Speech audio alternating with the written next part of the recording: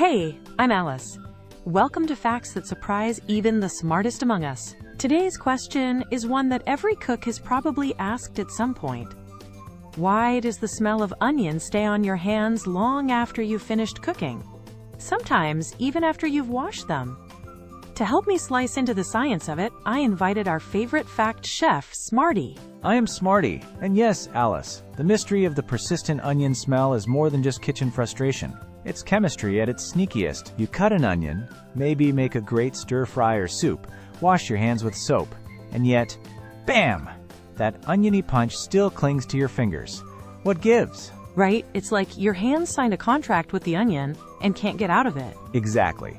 The main reason this happens is due to a group of chemicals in onions called organosulfur compounds specifically, a group known as thiols.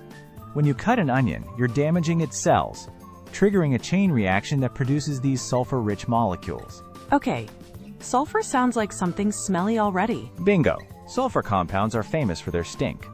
Think rotten eggs, garlic breath, or skunk spray. They all involve sulfur in some form.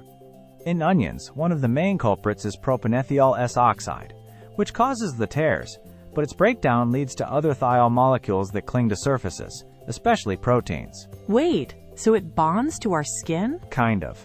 Thiols are especially good at binding to the proteins and oils on the outer layers of our skin. And soap, as great as it is for general cleaning, often struggles with these specific molecules, because they're fat-soluble and chemically stubborn. So it's not that I didn't wash well enough.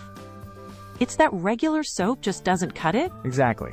You could wash 10 times and still have that ghost of an onion hanging around.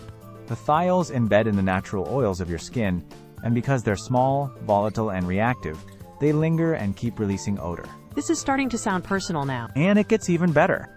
The warmth of your skin helps volatilize those compounds, meaning you smell them more as they warm up and release into the air, especially when you bring your hands near your face. Which we all do constantly. Exactly. Now here's where it gets cool literally. Some people swear by washing their hands with cold water first to reduce the reaction, since heat can sometimes activate more volatile sulfur compounds. Weight washing in cold water before soap? Yep, that can slow down the chemical reactions happening on the skin. But even better, use a stainless steel object under running water. Wait, what? Like a spoon? Yep. Stainless steel interacts with the thiol molecules in a way that helps neutralize the smell. The theory is that free electrons on the steel surface bind with the sulfur molecules and help lift them from the skin. So rubbing your hands on the sink actually does something? It can. In fact, they even sell stainless steel soap bars for exactly this purpose. You rub them like a bar of soap under cold water and voila, onion smell, reduced or gone. That's weirdly brilliant. Science often is. Another tip is to use acidic solutions like rubbing your hands with lemon juice or vinegar. The acid helps break down sulfur compounds, making them easier to wash away. So citrus isn't just fancy garnish, it's your secret soap. Pretty much. Just don't overdo it, especially if you have sensitive skin. But in small amounts, lemon juice can help with a variety of stubborn food smells.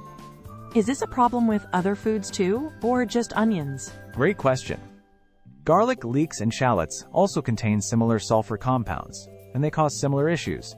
Garlic in particular has a compound called allicin, which is also quite persistent and loves bonding with skin proteins. So basically, the entire onion family is out to mark us. You could say that. It's their way of saying, thanks for cooking me, now wear my scent proudly. That's oddly poetic and mildly annoying. That's food chemistry for you. But it's also part of what makes these ingredients so flavorful. The same compounds that make them pungent also make them delicious in the right context. So we suffer a little for flavor? Exactly. And knowing the chemistry helps us fight back a bit stainless steel, acids, cold water, maybe even special soaps made for cooks. Are there any future inventions in the works to help with this? There are always new formulations of hand washes and chef soaps that aim to target sulfur compounds. Some use activated charcoal. Others use zinc or copper particles to bind with thiols.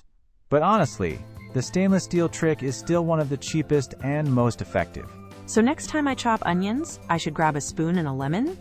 That's the toolkit. Chop with confidence, rinse with cold water, rub some steel, and finish with a splash of citrus. You'll be smelling like yourself again in no time. Thanks, Smarty. I think we all have a better understanding of why onion smell is so stubborn. and what we can actually do about it. Always a pleasure, Alice. Here's to science saving dinner and our hands.